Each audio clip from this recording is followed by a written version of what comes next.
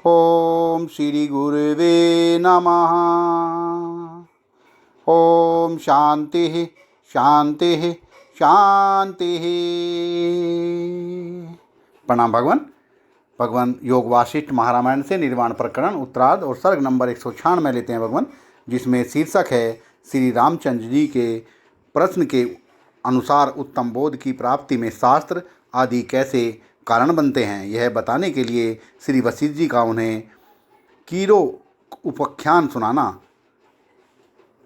लकड़ी के लिए किए गए उद्योग से कीरकों का सुखी होना।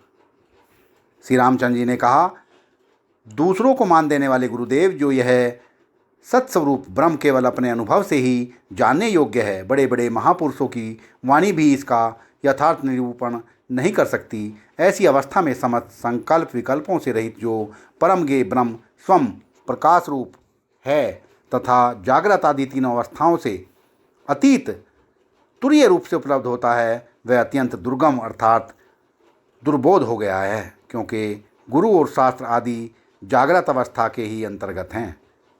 उनसे उस तुरीय पद का ज्ञान होना कठिन है। विकल्प रूपी सार वाले शब्द अर्थ रूप शास्त्रों से ब्रह्म ज्ञान की प्राप्ति नहीं हो सकती। फिर भ्रांति रूप अनर्थ परंपरा की प्राप्ति के लिए गुरु शास्त्र आदि की कल्पना क्यों की गई है। श्री वशिष्ठ जी ने कहा, राघवेंद्र, गुरु और शास्त्र आदि जिस प्रकार उत्तम बोध के प्रति कारण होते हैं, वह संक्षेप में मैं तुम्हें बताता हूँ, सुनो। कभी की बात है, कीरक देश में कुछ ऐसे लोग थे जो बहगी ढोकर जीवन निर्वाह करते थे। वे चिरकाल से दरिद्रता एवं दुर्भाग्य का सामना करते थे। दुख से वे इस तरह सूख गए थे जैसे ग्रीष्म की प्रचंड धूप से पुराने पेड़ सूख जाते हैं। वे चीथड़ों की गुदड़ी सीकर उसे ओढ़ते थे। दुरंत दरिद्रता के कारण उनका मुँह उदास और हृदय दुखी रहता था। जैसे तालाब का पानी निकल जाने से कमल सूखने लगते हैं, उसी तरह वे भी क्षीण हो रहे थे। अपनी दुर्गति से संतप्त होकर उन लोगों ने आजीविका के लिए विचार किया कि हम लोग किस युक्ति से अपना पेट भर सकते हैं। इस विषय पर विधिपूर्वक सोच विचार कर वे इस निश्चय पर पहुँचे कि हम लोग दिन भर सुबह से शाम तक लकड़ी का बोझ ढोएंगे और उसी को बेचकर जीविका चलाएंगे। ऐसा निश्चय करके वे लकड़ी लाने के लिए वन के भीतर गए। वे जिस किसी युक्ति से जीविका चलाते थे, वही आपत्ति में पड़ जाती थी। वे जिस दिन जो कमाते उसी दिन वह खा जाते थे। इस तरह प्रतिदिन जंगल में जाकर वहाँ से लकड़ी लाने और उसे बेचकर किसी तरह जीवन निर्वाह करने लगे। जिस वन के भीतर वे जाते थे, उसमें गुप्त और प्रकट रूप से सब प्रकार के रत्न, उत्तमोत्तम काष्ठ और स्वर्ण भी थे। उन बोझ ढोने वाले लक्कड़हारों में से कुछ लोग कुछ ही दिनों में उन स्वर्णों और रत्नों को भी पा गए। मानद कुछ कीरक निवासी चंदन की लकड़ियाँ, कुछ अच्छे अच्छे फूल और फल लाकर बेचते और चिरकाल तक उनसे जीविका चलाते रहे।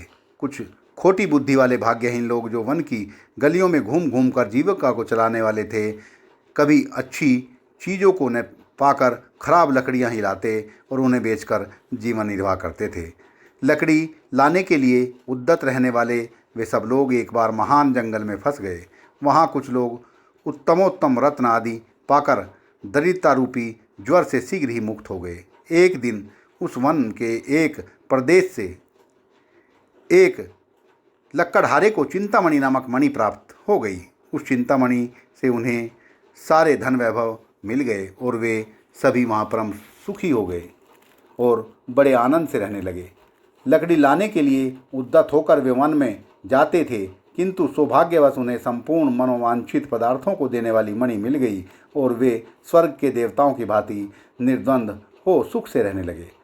लकड़ी के लिए किए गए उद्योग से ही बहुमूल्य चिंतामणि पाकर वे उसके द्वारा समस्त धन वैभव के सार सर्वस्व से संपन्न हो महान बन गए। उनके दरिद्रता जनित भय, मोह, विषाद और दुख सदा के लिए मिट गए और वे मन ही मन आनंद में मग्न रहकर दूसरी लाभ हानि के विषय में समता को प्राप्त हो गए। सत्संग को विराम देते हैं भगवान।